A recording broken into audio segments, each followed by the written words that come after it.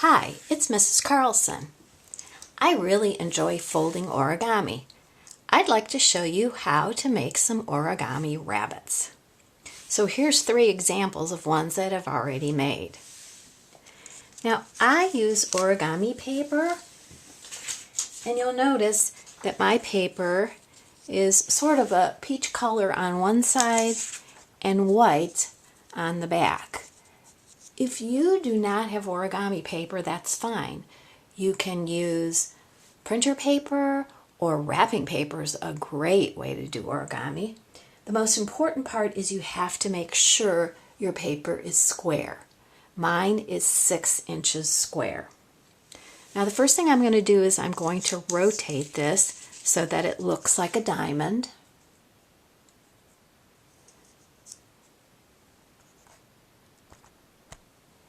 Next, I'm going to take that top corner and fold it down to the bottom corner.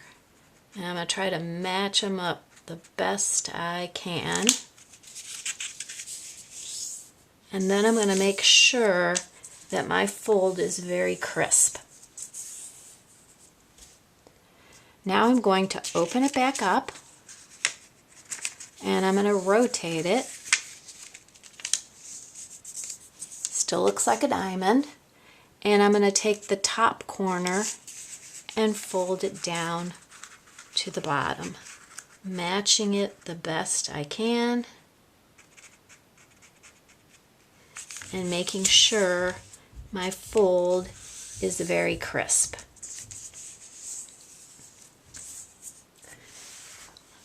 Okay, now we're going to take this very top edge and we're going to fold it down about a 1/2 inch. It doesn't have to be exact, but about a 1/2 inch. And to make sure I'm folding it evenly, I'm matching this fold that I can see that goes down to the center to the fold down here. If I match those, then I'll know that I have folded evenly across. Now I'm going to take the bottom point and I'm going to fold it up about a 1/2 inch. Once again, matching that fold that I can see down the center of this corner edge to the center fold I can see along the main figure. Okay, now the next part is kind of hard. We're going to take these 2 ends and we're going to fold them down.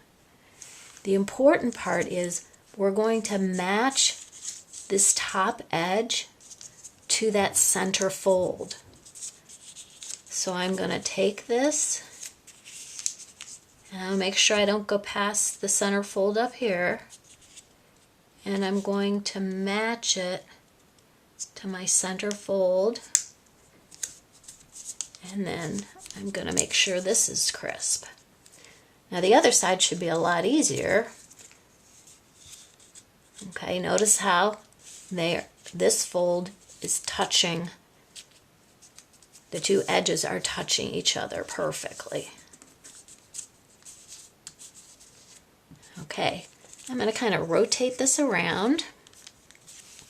I'm going to take this point I now have at the bottom and fold it up about a 1/2 inch. Once again, I should be able to see those folds and match them, which means I'll have a nice even fold across the bottom. And now I'm going to flip it over, and there's my rabbit. Okay, and if you want, you can give it a face. So maybe I'll give it 2 nice big eyes. I'm not the greatest artist. A nose, of course a smile, some whiskers, and whatever else you'd like. You could even use craft supplies to decorate it.